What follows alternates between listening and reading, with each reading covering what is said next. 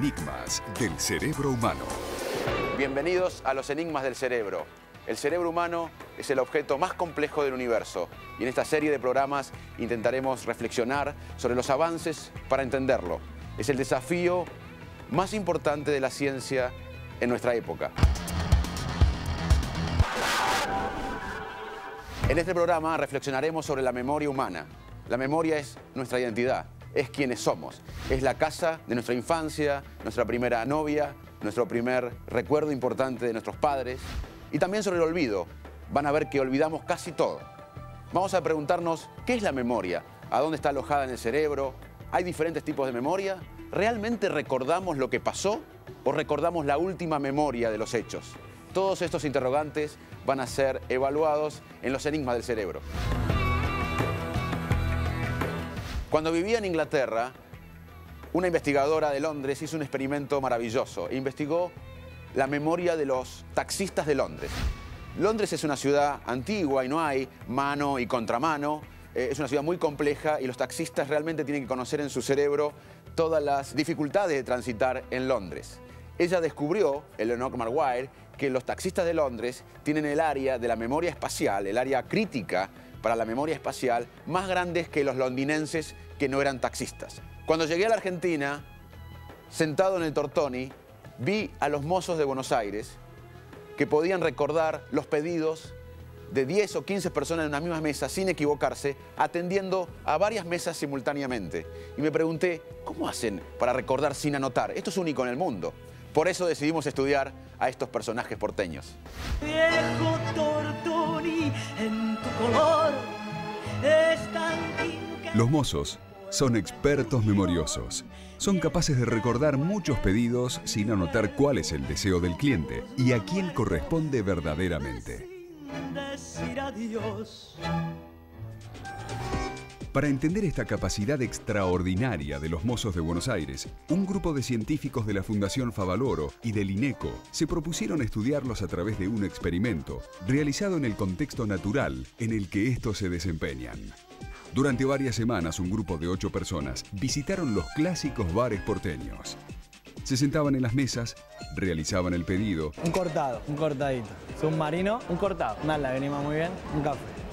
Muy bien, ya les traigo. Y cuando el mozo no los veía, se cambiaban de lugar. Una vez que el mozo volvía con lo solicitado, medían si cometían errores en el pedido. El experimento intentaba determinar si la estrategia del mozo era servir solo a través del recuerdo de las caras o en ligar el lugar en el que estaba sentada cada persona y el correspondiente pedido. Los resultados fueron casi siempre una mezcla de ambas situaciones. Los mozos volvían y dejaban los pedidos en el lugar de la mesa correcto, pero no a la persona correcta, mientras otros mozos se los entregaban a las personas correctas, a pesar de que éstas estuvieran en otro lugar de la mesa. Cortado más café que leche, si no me mata. ¿No? ¿Y café? Buena memoria. ¿Está bien? Un aplauso, ¿no? Vamos. La conclusión del estudio fue que los mozos porteños, a través de años de experiencia, crean una asociación entre la cara del que pide y el lugar. Si uno cambia una de las variables, esto se confunde. Otro aspecto interesante es que luego estudiamos en nuestro laboratorio la memoria o otras funciones intelectuales de los mozos y, aunque ellos eran muy buenos en este tipo de memoria, no generalizaban esta maravillosa memoria en otras áreas intelectuales. Así que ser bueno en algo cognitivo no quiere decir que uno sea bueno en todas las funciones intelectuales. La gente se imagina que la memoria humana es una caja que tenemos en el cerebro donde archivamos todos nuestros recuerdos. Nada más erróneo que esto. La memoria es un acto de construcción, es un acto creativo. La memoria es asociar dos estímulos del mundo exterior y en eso las neuronas se van activando y van generando trazados o redes específicas para cada memoria. Hay diferentes tipos de memoria. La memoria de caras, la memoria del dónde y cuándo. Yo me casé tal día en tal lugar. Esa es una memoria que se llama episódica. Ahora, yo nunca estuve en Moscú y quizás me muestran una foto de la Plaza Roja y sé que eso es la Plaza Roja. Es una memoria semántica. Yo no sé dónde aprendí que en Moscú está la Plaza Roja. No hay un dónde y un cuándo en esta memoria. Se llama memoria semántica. Otro día estoy en la plaza, recuerdo un número telefónico, no lo anoto marco a ese número y luego me olvido. Es una memoria online, una memoria operativa, es una memoria que antes se llamaba a corto plazo. También la memoria es andar en bicicleta y no pensar lo que hacemos o los movimientos que estamos haciendo mientras andamos en bicicleta. Es una memoria más implícita, más procedural. La memoria no es otra cosa que retener información en el tiempo. Consta de una adquisición de la información, de una consolidación y de una evocación. Pero la memoria, muchas veces, no es el hecho que vivimos. Los estudios científicos han demostrado que lo último que recordamos es nuestra memoria. Quizás yo ya no recuerde lo que pasó realmente en mi casamiento porque lo conté muchas veces. Y con lo que recuerdo de mi casamiento es realmente la última vez que memoricé el casamiento. Aprendimos de la memoria humana también con pacientes excepcionales. Había una persona en el norte de Estados Unidos que se llamaba HM, las iniciales eran HM, y tuvo un accidente, por lo cual desarrolló una epilepsia intratable. A ese paciente se le sacó dos áreas importantes del cerebro llamada hipocampo. La epilepsia se curó, nunca más tuvo convulsiones, pero HM, que estaba alrededor de los 20 años cuando tuvo esta cirugía, nunca más pudo aprender nada nuevo. Otro paciente que nos iluminó sobre el estudio de la memoria fue un paciente inglés llamado Clive. Clive era un músico excepcional, una persona muy sensible que tuvo un virus en el cerebro, una encefalitis herpética, y a partir de esa enfermedad nunca más pudo aprender nada, ni nunca más tuvo memoria de nada. Pero reconocía dos cosas: a su mujer, a quien seguía amando profundamente, y también a la música.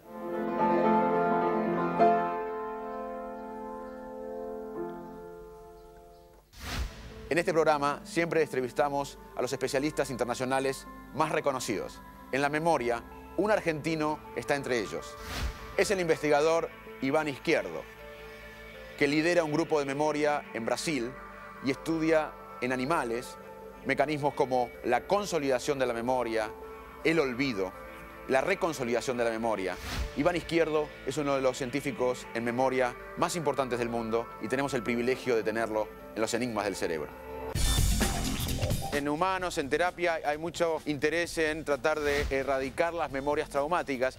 ¿Qué puede aportar las ciencias básicas, de la cual vos sos un líder en memoria, para el estudio clínico o para la clínica de los pacientes que tienen experiencias traumáticas? Como vos dijiste, la memoria está ligada a la emoción. ¿Qué nos ofrece la ciencia básica de la memoria racional para abordar este tema en humanos? La ciencia básica nos ha dado nada menos que ya hace más de 100 años el mejor sistema para tratar de no recordar las memorias perjudiciales o muy nocivas o muy intensas o muy traumáticas, aquellas que producen estrés postraumático. El mejor método para evitar eso es extinguir las memorias, y eso lo descubrió Pavlov a principios del siglo XX. La extinción consiste en presentar algunos de los estímulos que han creado esa memoria, que se usaron en su adquisición, pero sin el refuerzo correspondiente, o sea, sin el trauma correspondiente. Por ejemplo, para el que ha caminado, ha tenido la desgracia de caminar por Manhattan el día 11 de septiembre del año 2001, recordar que estaba caminando por Manhattan, sí, y recordar a lo mejor el ruido, pero no las escenas o lo que él ha visto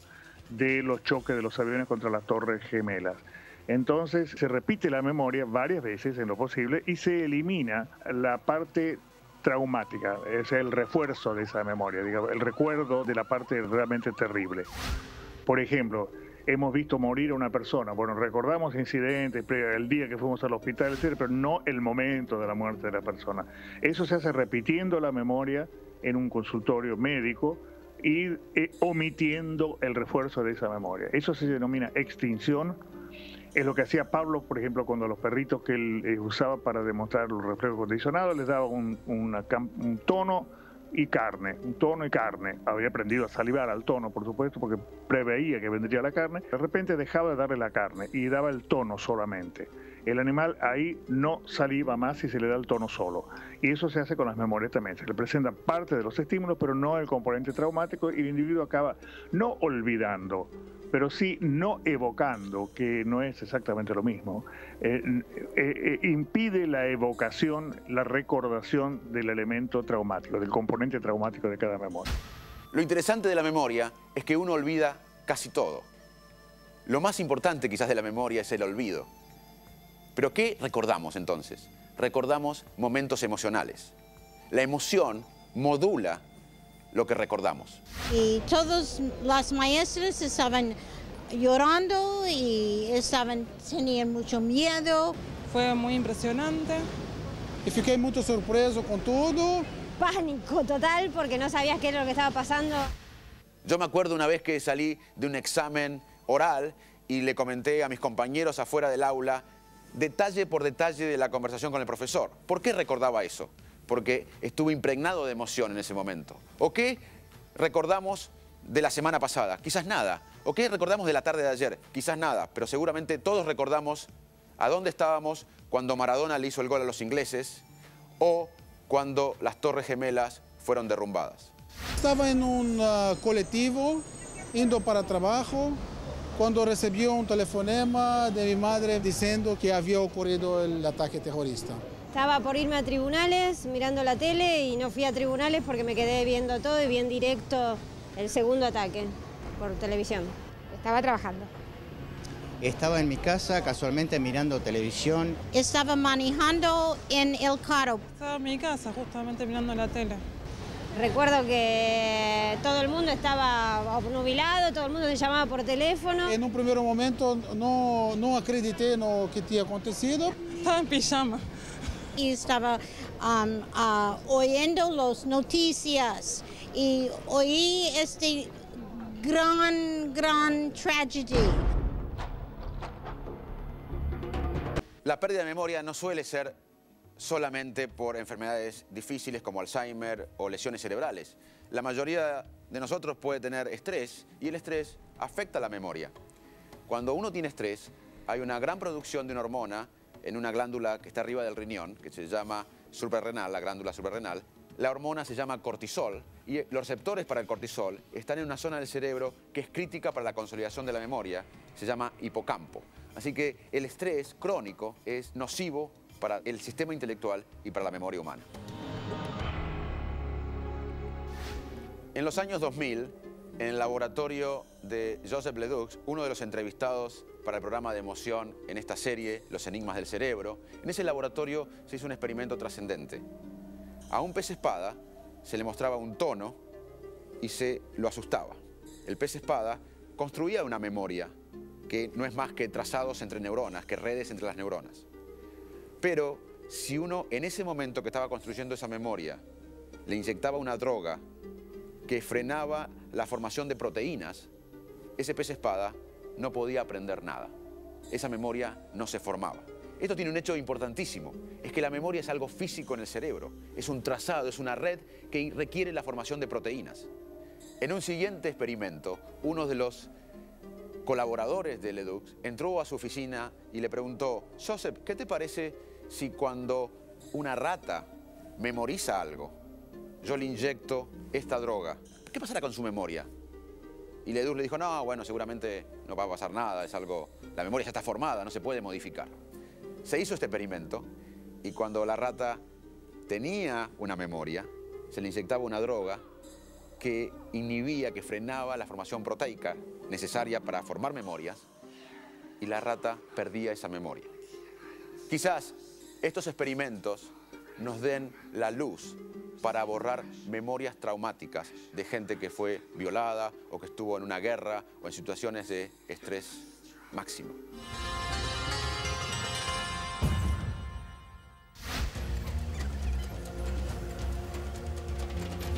Ahora con el doctor Izquierdo vamos a indagar fenómenos excepcionales de la memoria humana. Vamos a investigar si lo que recordamos es realmente lo que vivimos o es la última memoria y qué pasa cuando memorizamos. Iván, por ejemplo, imagínate una pareja que tiene el primer beso, luego se casan, tiene una familia y los dos recuerdan ese primer evento. ¿Lo recuerdan de la misma manera? ¿Ese mismo evento que fue ese primer beso? ¿O cada uno lo recuerda de manera diferente? ¿Puede la ciencia decir algo acerca de cómo ¿Cada uno de nosotros recordamos el mismo evento? En un prólogo a un libro que escribió Borges, él dice que eso le preguntaba el padre. Él le preguntaba, cuando nos acordamos de una cosa, Giorgi, ¿nos acordamos de la cosa en sí o de la última vez que nos acordamos de la cosa? O sea, la memoria es aquella que adquirimos alguna vez o la fuimos cambiando tanto con el tiempo que es otra después. Puede pasar eso, pasan de hecho las dos cosas. O sea, pasan, a veces se recuerda de forma fidedigna una memoria, a veces no. Y a veces se recuerda con agregados posteriores. Ahora, lo que se acuerda cada uno de un determinado incidente, como por ejemplo un beso, no es lo mismo. Siempre uno de los dos besantes se acuerda de algunos aspectos y el otro se acuerda de otros aspectos. Porque tenemos más de 40, las memorias nos persisten menos que a los que tienen menos de 40. Tal vez por eso mismo, de que no persisten en nosotros las memorias de no mucha importancia o los aspectos menos importantes de las memorias, después de pocos días. Duran sí las cosas muy importantes, las cosas más marcantes, las cosas de las cuales hay que acordarse, pero de aquellas que no necesariamente tenemos por qué acordarnos, las vamos perdiendo, las perdemos en pocos días. O sea que mucha memoria no es sinónimo de un cerebro más exitoso en cierta función o en cierto cargo. La memoria es importante, pero mucha memoria puede ser nociva para la creatividad, para la toma de decisiones. ¿Eso es un poco lo que estás representando? Es eso. El mejor ejemplo de eso es el famoso cuento de Borges, Funes el Memorioso. Funes era un individuo al cual Borges se complace en el cuento, en presentarlo como un poco débil mental, no muy inteligente, que era incapaz de pensar, dice en algún momento. Funes era una persona que, según Borges, era un muchacho de 21 años o algo así, del interior de Fray Bentos, en el Uruguay, que era capaz de acordarse, por ejemplo, de todo el día de ayer o de un día entero de su vida, de cualquier día entero, el que le pidan, del color y la forma de las nubes en determinada mañana, a tal hora, esas cosas se acordaba absolutamente de todo. Ahora, Borges cuenta también, dice que, bueno, Funes se puede acordar de un día entero de su vida, sí, pero para hacerlo precisaba otro día entero de su vida, hasta el último segundo, ¿no es cierto? Y eso es una imposibilidad fisiológica, eso no existe. Uno no detiene el tiempo durante un día para acordarse de otro día, no existe eso, no, es imposible hacerlo y además sería perjudicial, sería quedarse detenido en el tiempo. Entonces, esa es la mejor demostración, tal vez por el absurdo, de que no es bueno tener memorias demasiado perfectas. Si yo me voy a acordar, por ejemplo, de toda la tarde de ayer, voy a precisar toda una tarde para acordarme, como haría Funes, pero no podría adquirir nada nuevo en ese tiempo. Entonces perdería la tarde de hoy, ¿no es cierto? Muchas gracias por acompañarnos en este viaje por el cerebro humano. Nos vemos la semana próxima.